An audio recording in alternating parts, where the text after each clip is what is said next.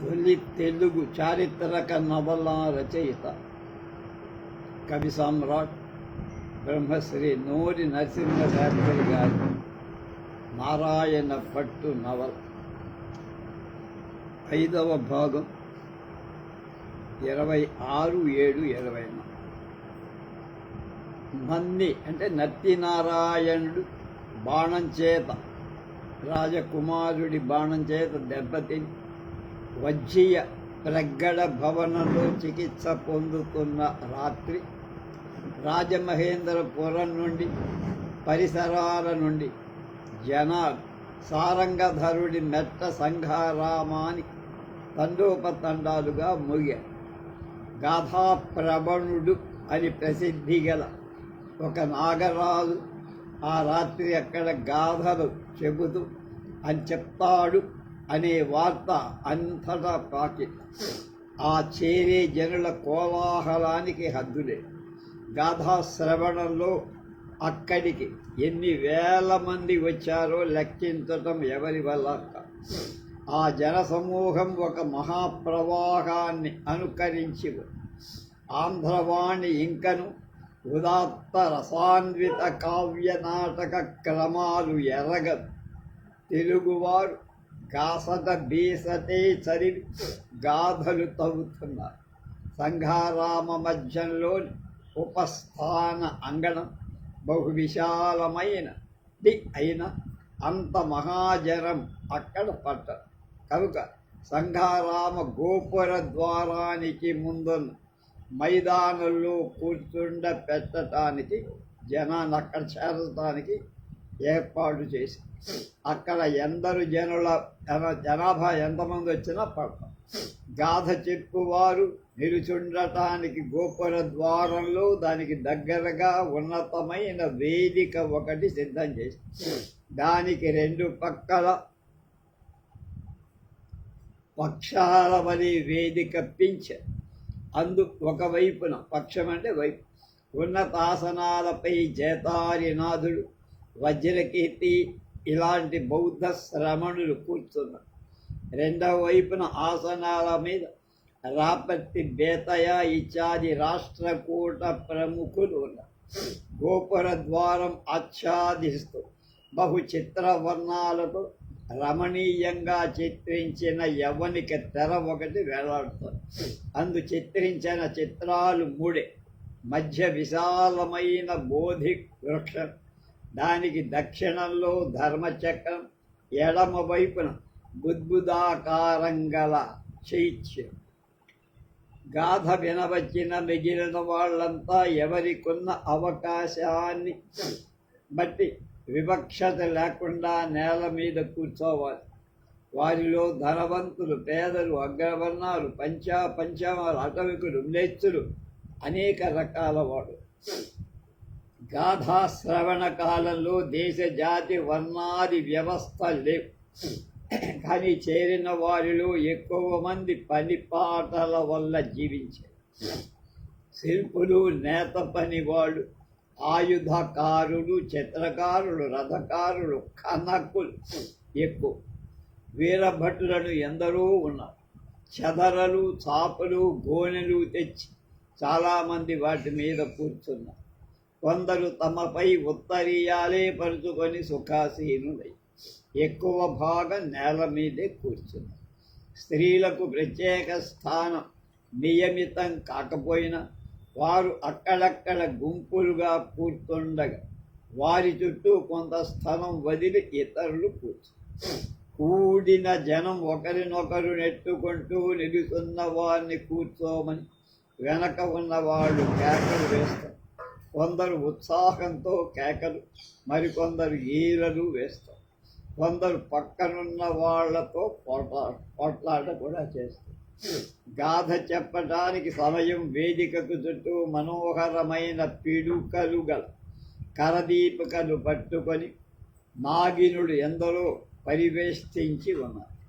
వారి శిరోజాలు నాగాలలాగా జడలుగా తెచ్చి దానిపై పూసల పేరు అలంకరించు శిరస్సుపై నాలుకలు తెరచుకొని పడగ ఎత్తిన పాము వంటి ఆభరణం ఒకటి ప్రతి నాగిని ధరించి దాని అగ్రభాగంలో ఉన్న మణిపై కరదీపికల వెలుగు ప్రతిఫలింపదు.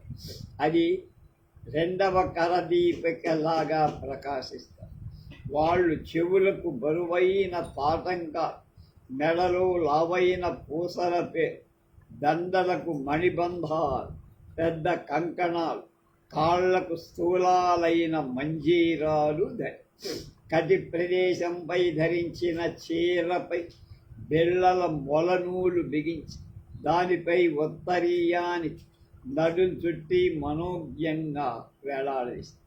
ఆ నాగినుడు ఈ వేషంతో వేదిక చుట్టూ కింది భాగం నిశ్చలంగా నిలబడి గండాలకు బొమ్మలను తలిపిస్తున్నారు, అంటే కదలకుండా ఉన్నారు. వారి కరదీపికలతో వేదిక సమగ్రంగా వెలుగుతూ అశేష జనాన్ని ఆకర్షిస్తుంది. జనులంతా ఆరు బయట వెన్నెలలో ఉన్నారు.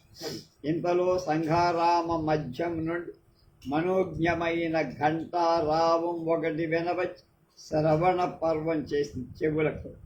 ఆ ఘంటాధ్వని పాతాళ కుహరంలో మళ్ళా పాతాళ గుహరంలో ఉపశమించేటట్టు సంఘారామంలో అడగిపోయి ఆ శబ్దం నిశ్శేషంగా అడగిపోయాక ఉత్తర క్షణంలో ముగ్గురు నాగరాజులు గజ్జెలు గలగలలాడిస్తూ వెనక పక్క నుండి వేదిక మీదికి చెంగున ఒక గంతేసి దూకారు. వారి ముఖ్యుడు మధ్యలో ఉన్నారు. అతడు పడగలెత్తిన 3 తలల నాగం ఆకారం కలి మణుల ధగధగలాడి ఉష్ణీషం అంటే పైన పెట్టుకునే శిరస్త్రాణం అంట టోపి ఒకటి ధరి అతని చెవుల రవ్వల తాటంకాలు కరదీపికల వెలుగలలు మిల్లమిల్లా మెరుస్తాయి. అతని మెడలో రత్న ఖచ్చితమైన బంగారు పట్టం వేలాడు. దండాలకు కేజూల, మడిబంధాలు, కంకణాలు, మొలకు బంగారు మొలతాడు, కాళ్లకు గలగలలాడే గజ్జలు. అతడు ధరించిన వస్త్రం పాము కొబుసంతో చేయబడినట్లుగా చాలా ఫైన్ అంటనే అలా. అది అతడు వీరభటులలాగా వెనకకు దోపి కట్టుకు అతడి భుజాల నుండి ఉత్తరీయం చివరలు 2 వేలాడుతుండగా 2 తలల నాగు ఆడుతున్నట్లుగా కనపడు. అతడు కుడి చేత మోగించటానికి తంబూరా వంటి తీగల చంత్రవాద్యము, ఎడమ చేతి వ్రేళ్లకు గల్లగల్లలాడే కంచు కడియాలు. మిగిలిన 2 నాగులు వేషాలు కూడా అతడి వేషాలే అనుకరిస్తున్నాయి, అలాగే ఉన్నాయి. కానీ వారి తల మీద ఉష్ణీషంలో ఒంటి పడగ పాములు మాత్రమే ఉన్నాయి. వారు ధరించిన భూషణాలు కూడా అంత విలువైనవి కావు, కాంతి కలవి కావు. చేతులలో వారిద్దరికీ గుమ్మటాలు ఉన్నాయి. ఆ ముగ్గురు నాగలోకం నుండి పైకెగిరి వచ్చిన నాగరాజులే అనిపిస్తారు. వారు రాగానే ముందుకు వగ్గి దక్షిణ భాగంలో ఉపవిష్టులైన శ్రమణుల సమూహానికి నమస్కరి. ఆ తర్వాత వామపక్షాల గల కాష్ట్రకూట ప్రభువులకు, తర్వాత ఎదుట ఉన్న మహాజనాలకు నమస్కరి. ఒక్కసారిగా జనంలో ఘోష ప్రారంభం. వాళ్ళని చూడటానికి వినటానికి వీలు చేసుకోవటానికి చేసిన సందడే అదంతకంటే. ప్రధాన నాగరాజు శిరస్సు పైకి ప్రార్థన ప్రారంభించారు. ఒక్కసారి మహాజన సమూహమంతా మంత్రముగ్ధమైన నిశ్శబ్దమై, ధర్మమే మూలము ధరిత్రికంతకు ధమ్మం శరణం గచ్చామి, భూచక్రంబున బుద్ధులే బోద్ధరు బుద్ధం శరణం గచ్చ, సంఘమి బోధికి సమాశ్రయస్థలి సంఘం శరణం గచ్చ. పక్కనున్న గుమ్మటాలు వేస్తూ 2 అందుకున్నారు.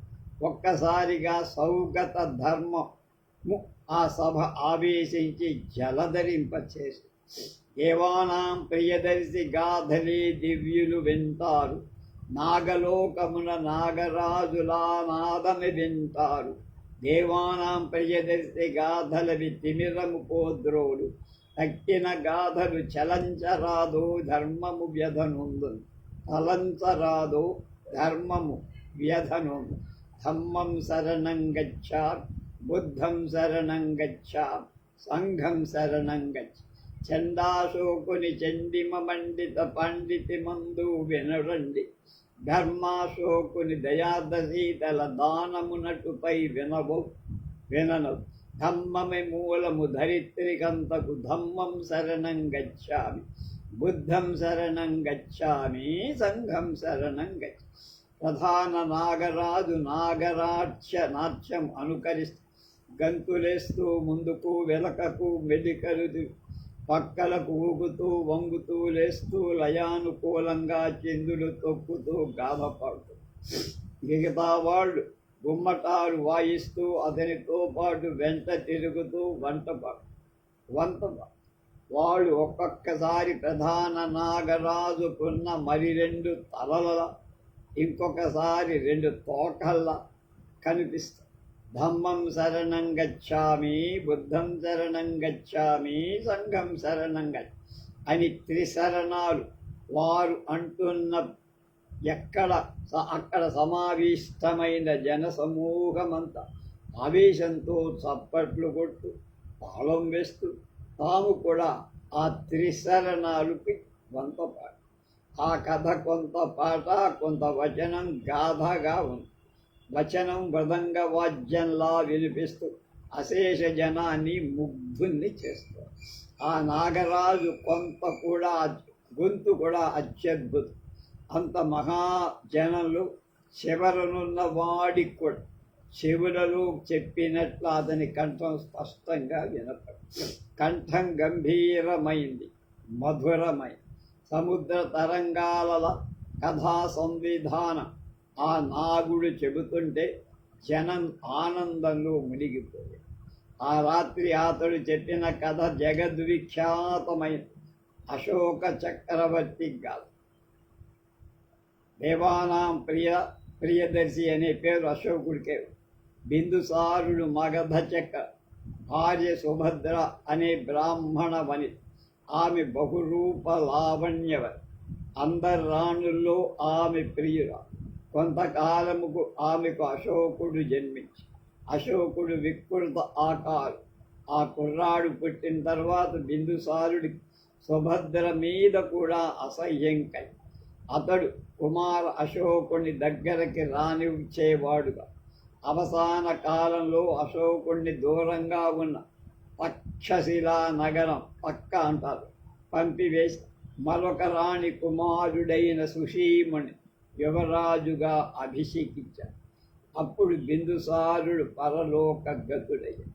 అశోకుడు రాజధాని వార్తలు విని ఆగ్రహోదగ్గుడై వెంటనే ప్రచండ సైన్యాన్ని తీసుకొని మగధ రాజధాని పాటలీపుత్రం మీద వచ్చిపడు. ముందతడు సుషేముని చంపాడు. ఆపై వరుసగా జ్ఞాతి శేషం లేకుండా 99 మంది సోదరులు సకుటుంబంగా పరివారంగా హత్య చేయించి మగధ రాజ్యంలో అశోకుడి జ్ఞాతి రక్తపు ఏరులై ప్రవహి. అయ్యో ఏమని ఆ కథ చెప్పుదు నాలకింపుడండి. రాజరక్తమున రంజితమయ్యను రాష్ట్రపు నదులన్నీ అచ్చపు నీరది అబ్బక కరబై అల్లల్లాడిరి జనులు. మార్గాలులా నరమాంసపు రాసులు మార్గ నిరోధము చేసి రాజా అశోకుని రాక్షస సేదలు రాదు చెప్పనోరు. అబ్బ ధమ్మం శరణం గచ్చ బుద్ధం శరణం గచ్ఛామి సంఘం శరణం గచ్చ. జనసమూహం చేతులతో కాళ్లతో తాళం వేస్తూ త్రిశరణాలు అందుకుని నిష్కారణంగా ఈ రీతిని శత్రుశేషం లేకుండా చేసే అశోక్ తానే మగధ రాజ్యానికి పట్టాభిషిక్తుడు.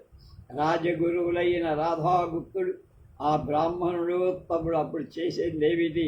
అత్యున్నత సింహాసనందున అశోకు కూర్చోపెట్టెను.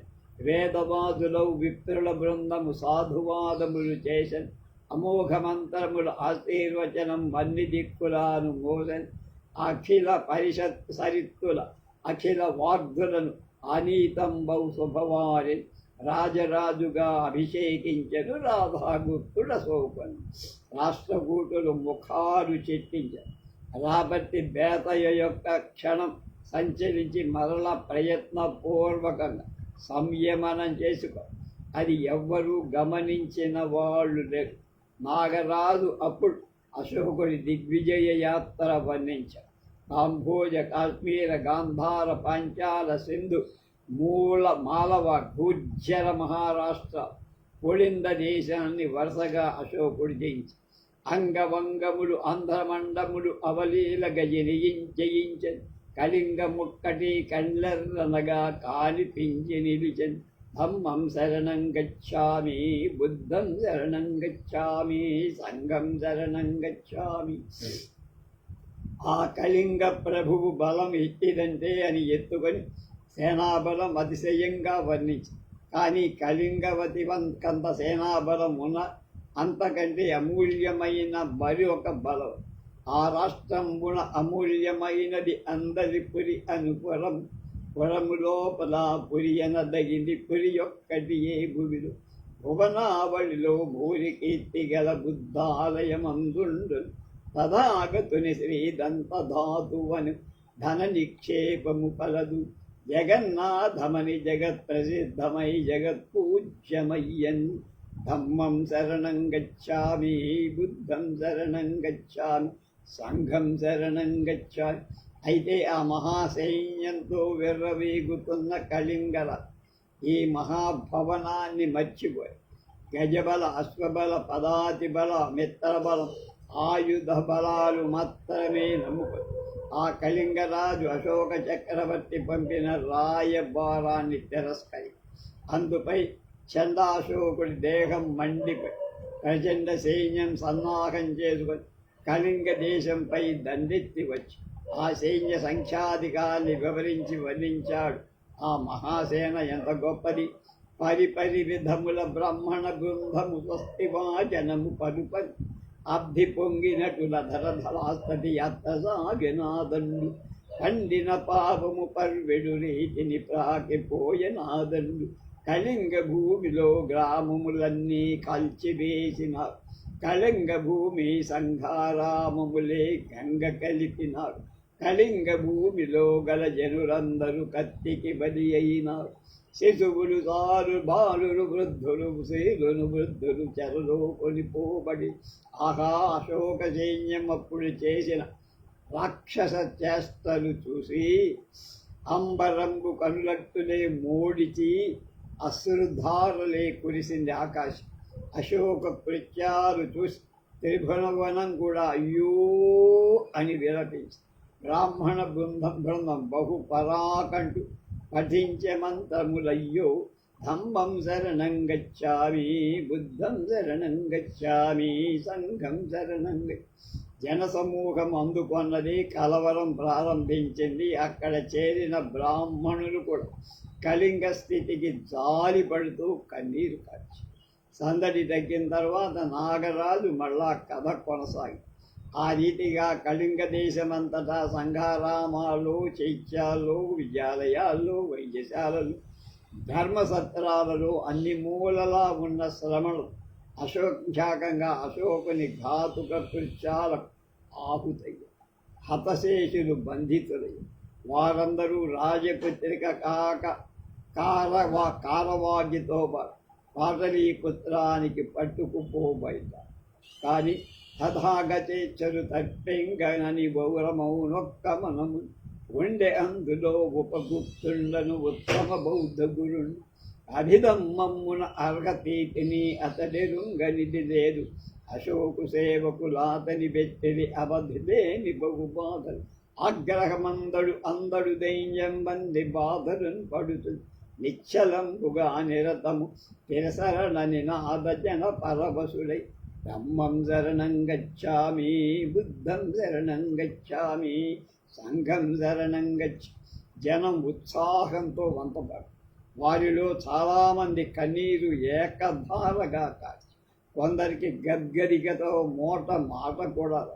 నాగరాజు వాళ్ళచే త్రిశరణ స్మరణ చేయించి వ్యవధానమిచ్చి గాథ కొనసాగి ఆ ఉపగుప్తాచార్యుల వారి సాన్నిధ్య బలం వల్లని అశోక చక్రవర్తి హృదయం నెమ్మదిగా మార్పు పొందసాగి కళింగ యాత్రలో అతడు చేయించిన రాక్షస కృత్యాలకు విచారపడడం ఆరంభించి రాత్రింబవళ్ళు వదలని దుస్వప్నంలాగా అతనికి ఆ ఘోర కృత్యాలు కళ్ళ ముందు రోజు కనపడి ఆ కాలంలో అశోక చక్రవర్తి సమస్త నరక యాతన మానసికంగా అనిపి కణకణలాడెడి కారు నిప్పులం కాలినట్టుల నుండు ఆ పాదముఖ శిఖాంతము శూలం బారోపితమైతో అసిపత్రంబులు అంగం వెల్లడ ఆహతమైనటులుండు పేర్లు జర్రులను దేహము ప్రాగుతు తివిరి కుట్టినటులుండు పిశాచ రూపములు పెచ్చి దిక్కులను భీభత్సంబుగనుండు క్రిమికీటకముల కెన్నంబైతిను క్రీడాన్నంబుతోసు రక్తపు మాంసపు రాసులు మబ్బులు రాజుతూ ననుదలుండు దుర్గంధావళి దుర్భరమై ముకుదూరినట్లుగా తోచు శృతి కడుగుల పశృతి ఘోషములు చొచ్చిన చెగులుండు అబ్బబ్బా మన అరులకు కూడా అట్టి బాధలది వద్దు. అశోకుడు అది భరించలేక ఆస్థానంలో ఉన్న బ్రాహ్మణ పండితులను పిలిచి దీనికి నివృత్తి చెప్పమని కాదు. ఆ బ్రాహ్మణోత్తములంతా శ్రవణాలంకృత శస్త్రకుండల సమమల కాంతులు వెలుగు దృష్టాన్నంబుడు మెసవిన బొద్దలు మేనిని గలగలి కట్టిన పట్టులు కప్పిన శాల్వలు కదలుతుండ కళల కరముల కాంచన కంకణావళ్ళ గళగళ రవ మెసగని వాళ్ళంతా దీర్ఘంగా ఆలోచించి పూర్వం శ్రీరామచంద్రమూర్తి ధర్మరాజు చేసినట్టుగా అశ్వమేధ చేయటమే ఉపాయమని ఏకగ్రీవంగా ఆ మాటలు విని అశోక మహారాజ్ ఆసనం మీద నుండి ఒక్కసారిగా తుళ్ళిపడ్డాడు. హింసా నివృత్తి హింస చేయునా ఈ మృషలే వినజాలని అని చెవులు రెండు గట్టిగా రెండు చేతులతో మూసుకొని వాళ్ళనందరినీ ఆ సభలోండి రాజసభల భటుల చేత బయటికి నెత్తించేసి మరణమే మహారాజు గౌరవం. ఆ మహాసౌర్వభౌముడు ఉపగప్తాచార్యులను పిలిపించి ఆ మహాత్ముని పాదసేవచే బౌద్ధ ధర్మం సమగ్రంగా తెలుసుకొని పరహసత్యగా తెలుసుకొని శైవహింస రాజ్యమంతటా ఆపించారు. యజ్ఞాలు ఒక్కసారిగా ఆగి పిపీలిగారి సమస్త జీవరాశి ఆనంది. అప్పుడు బుద్ధ భగవానుని పవిత్ర అస్తుల కోసం రాజ్యమంతటా విని ఒకానొక వృద్ధ భిక్షువు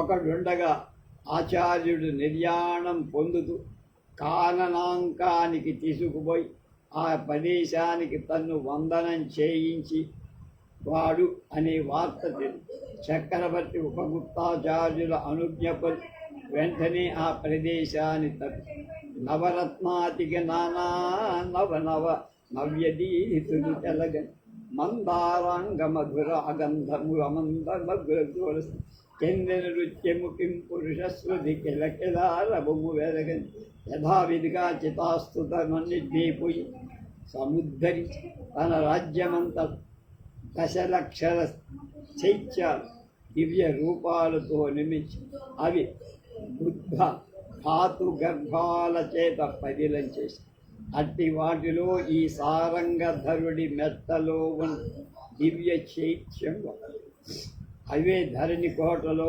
శ్రీశైలంలో భట్టిప్రవలో ఘంటసాల్లో విజయవాళ్ళు మంగళాద్రులు శోభనాద్రులు నాగార్జుని కొండలు కొలరిపాకలు ఎక్కడ లేవు. ఈ ఆంధ్ర మండలమే తథాగతుని ధాతు గర్భం.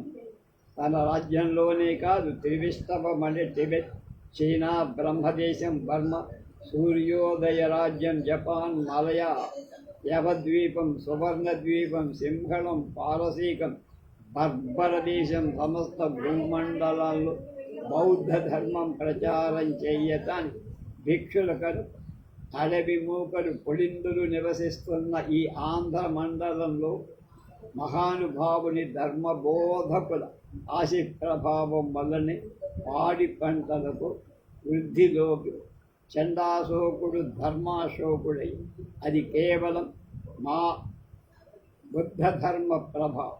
అప్పుడు ఆ ధర్మాశోకుడు దేవానాం ప్రియదర్శి బిరుతో చేజరిల్లె భువనావళి ధరణీ చక్రము ధర్మ ప్రభుడై దయతో పాలించని ధరిత్రి ఎల్లడ ధర్మశాసనా స్థావరంబుగా నిలిపి తల్లి కంటే పలు దయతో ప్రేమను అత్రిజనుల రక్షించని ధర్మము నిండను దశ దిక్కులలో ధమ్మం శరణం గచ్చామి బుద్ధ పాదములి పూజలు చేసిరి బుద్ధం శరణం గచ్చామి సంఘ సేవకులే సమస్త జనమును సంఘం శరణం గచ్చామి.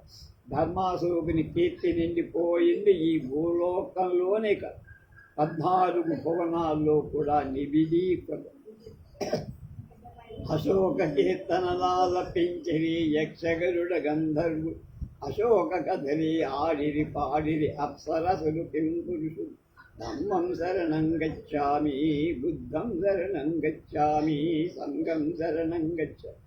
నాగలోకమున నాగ కంజలు నాగరాజులెదుర అశోక గీతికలావాటించుతు నాడుతుందురా కదలి ధర్మాశోకుని ధర్మ పాలనము ధగద్ధగితమయ్యని ధమ్మమి మూలము ధరిత్రికంతకు ధమ్మం శరణం గచ్చామి. బుద్ధులే బోద్ధరు భూచక్రం గుణబుద్ధం శరణం గచ్చామి. సంఘమి బోధికి సమాశ్రయస్తరి సంఘం శరణం గచ్చామి. కథ అద్భుతంగా పూర్తవుతోంది. నాగరాజు మంగళం చెప్పబోతున్నాడు. ఇంతలో సంఘారామను దొంగలు అని పెద్ద కేక వినరు. జనులంతా ఒక్కసారిగా గందరగోళం సంఘారామంలోకి పరిగి ఆ అల్లరి పట్టశక్యం కాక మంగళం పాడకుండానే నాగ కథ పూర్తయి చేతారి నాథుడి వెంట భిక్షువులు రాపత్తి బేతయ్య నాయకుని వెంట కూటులు సంఘారామంలోకి పెరిగాయి. దొంగలు చాలామంది సామాను కొట్లో ప్రవేశించారు. అమూల్యమైన రజత రత్నకాంతుల వస్తువులు అందులోనే భద్రజన పరీక్షింపగా అక్కడ బలిష్టమైన ఒక ద్వారం చిత్ర మార్గంగా వేరు చేయరు. భిక్షువుడు చూసి పరిశీలించి ఏ వస్తువులు పోలేదని చెప్పి కానీ వారిలో పోయిన దాని కొరకు చాలా వ్యగ్రులై వెతుకుతున్నట్టు బేతయ్య నాయకుడి కానీ అతడు ఎంత అడిగినా వాళ్ళేం చెప్పలా పోలేదా. సూక్ష్మంగా అక్కడ పరిశీలించి అతడు 2 పత్రాలు శిథిలమై ఉన్న ఒక పీత వస్త్రం 2 ఆయన సాధనాలు చూసి వాటిని తన స్వాధీనపరుచుకొని ముద్రిక వేసి రాజభటులకు అప్పు. జనులంతా ఆ దొంగల చిత్రచర్యలకు ఆశ్చర్యం. పవిత్రమైన బుద్ధ శ్రవణుల ద్రవ్యం అపహరించి ఆ దొంగలకు కూడా సాధ్యం కాకపోయి ఉంటుందని సంఘారామ మహాత్మ్యాన్ని నాగగాథను పొగుడుకుంటూ ప్రజలు నెమ్మదిగా వెళ్ళిపోయారు. వేంగి రాజ్యంలో విస్తారమైన విదేశ వ్యాపారం ఉంది. తూర్పు సముద్ర తీరంలో దక్షిణం నుండి ఉత్తరం వరకు వరుసగా విక్రమసింహపురం అనే నెల్లూరు వరకు సమీపంలో కృష్ణాపట్టణం, కొత్తపట్నం, మోటుపల్లి రేవు, వేలాపట్టణం, మోసరపట్టణం, విశాఖపట్నం, భీమిలి ఇవన్నీ రేవుపట్నం.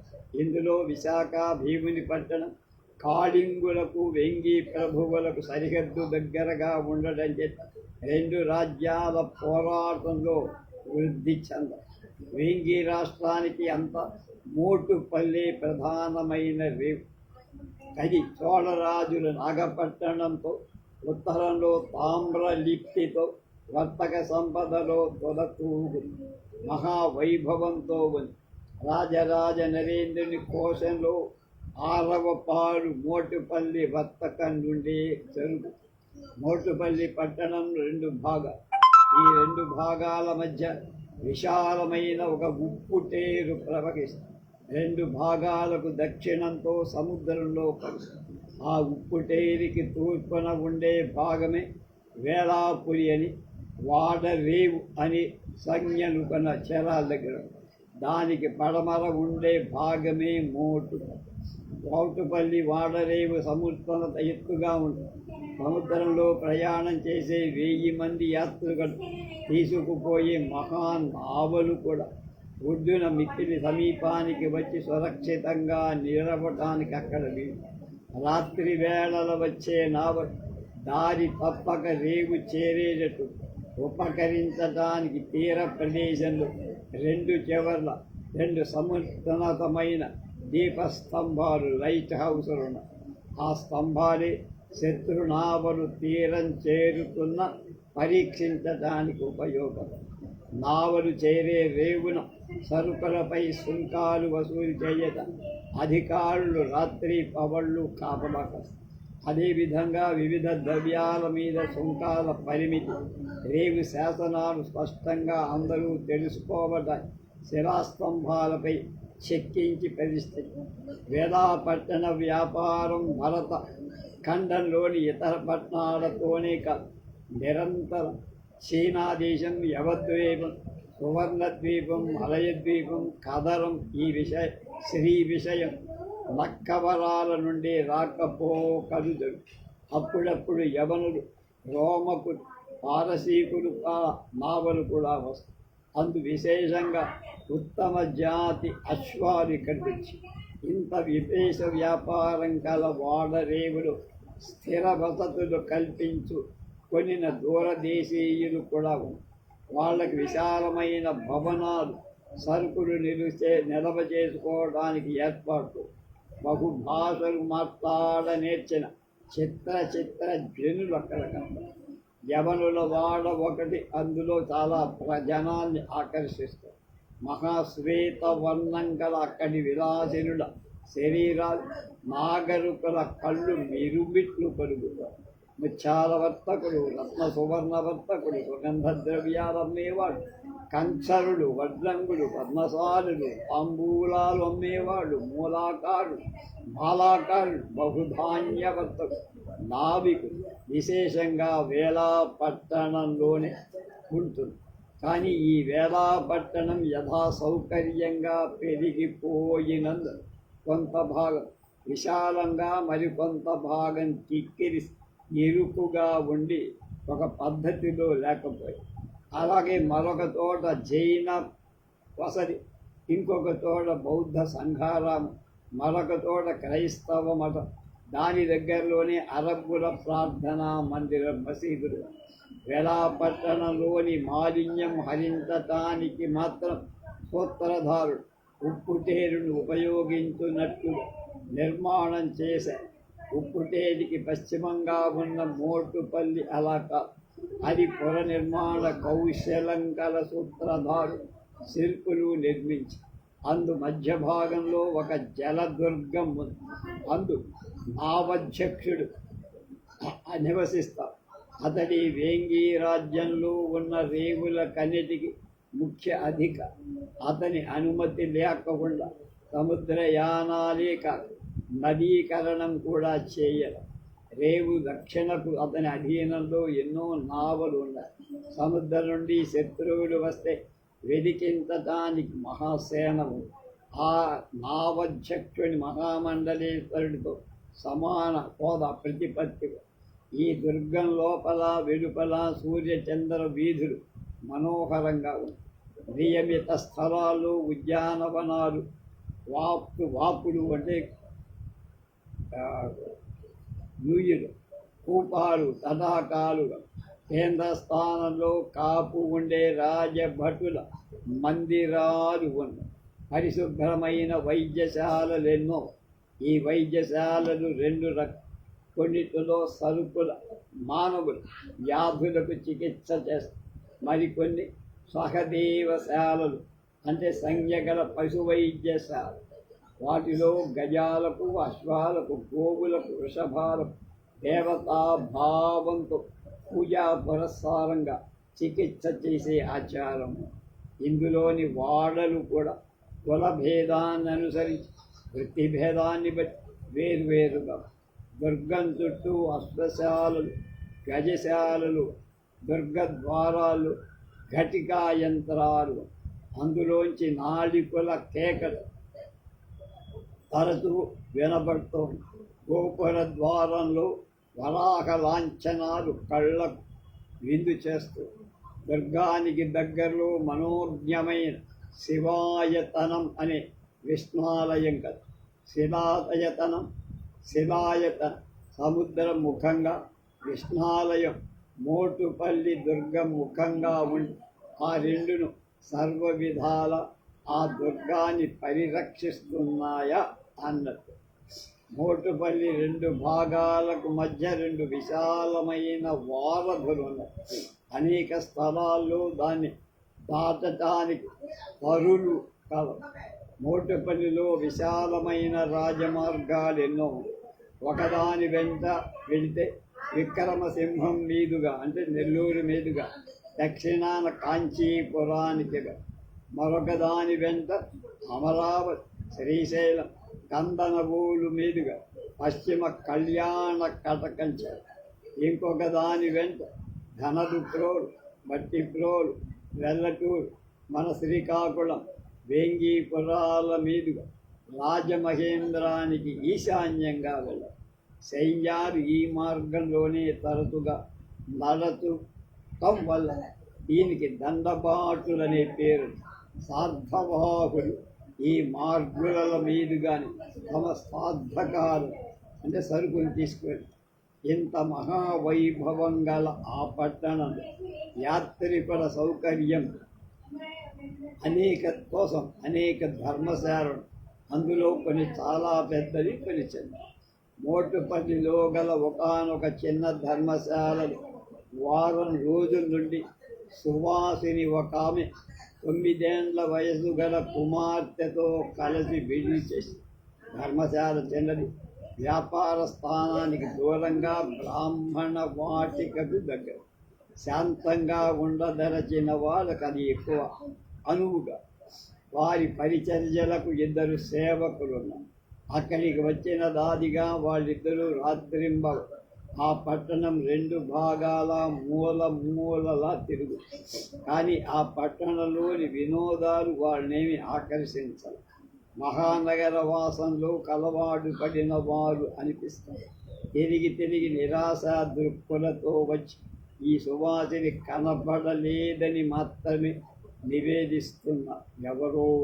ఎవరి కోసం వెతుకుతున్నారు, ఎంత సస్పెన్స్ మెయింటైన్ చేస్తున్నారు. వాళ్ళందరూ కర్ణాటక దేశంలో బహుకాలం ఉండి తెలుగువారి వాగా వారి కట్టు బొట్టు ఇవన్నీ కూడా కొంతర దేశాన్ని జ్ఞప్తికి తెస్తారు. మాటల్లో కూడా కన్నడుల యాసలు. వారు సంపన్నులుగా, కష్టం ఎరగని వాళ్ళుగా వాడు ధరించే వస్త్రాలు విలువ కలవిగా, ఆభరణాలు ఎక్కువ దేనివిగా ఉన్నాయి. ఆ సువాసిని పేరు సోమిదే, కుమార్తె పేరు కుపమ మాటక. వారి దక్షిణ యాత్ర విశేషాలు మళ్ళా అది తల్లి అడుగుతూ ఉంటుంది. మా నాన్నని ఎప్పుడు చూస్తానని మధ్య అడుగుతూ తల్లి విచారంగా ఉండగా మళ్ళా ఇంకా ఆ ప్రస్తావన ఇంకొకసారి చేస్తారు.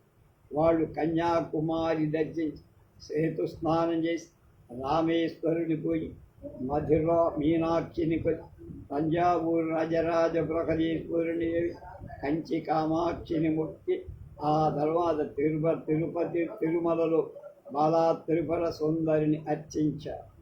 ఈ మధ్య విక్రమసింహపురంలో శేషసాయి పదాల వాలె అంటే నెల్లూరు. అక్కడి నుంచి రాజమార్గంలో రాక కృష్ణాపట్టణం రేవు చేసి మావ మీదుగా ప్రయాణం చేసి మోటుపల్లిలో దిగి శ్రీరామనవమి నాడు మధ్యాహ్నం మోటుపల్లిలో కృష్ణాలయంలో ఉత్సవం దర్శించటానికి సోమిదేవి కుపమ అందరాల్లో వెళ్ళారంటే పల్లకి. ఆ తర్వాత శివాయతనం చేసి సంధ్యా సమయానికి అందే ఉండి ధర్మశాలకు తిరిగి వాళ్ళ శ్రీకాకుళనాథుని, కనకదుర్గమ్మని, భీమేశ్వరుని సేవించాలని ఉత్కంఠ విశేషంగా కనపడుతుంది. ఉపమ భీమేశ్వరుడి నామస్మరణ ఆనంద తన్మయత కలిగిస్తారు. ఏకాదశి నాటి సాయంత్రం కూడా సేవకులు నిరాశ దుఃఖులతో తిరిగి వచ్చి, కానీ వారిలో ఒకడు ఆ మరునాడు ఉదయమే సార్థం ఒకటి రాజపుహేంద్రపురంలో జరుగుతున్న సంతం శీఘ్ర ప్రయాణంగా వెళుతున్నట్టుగా చెప్పారు. అది విని సోమిదేవి వెంటనే ఆ సార్థంతో తామును అంటే వర్తకులు బయలుదేరాలు నిశ్చయం. పరిచారకులు సార్థవాహునికి తమ నామాదులు తెలిపి ఒక అందరంలో కంచరం ఒకటి 2 గుర్రాలను ప్రయాణానికి సిద్ధం చేశారు. 17వ భాగం రేపు.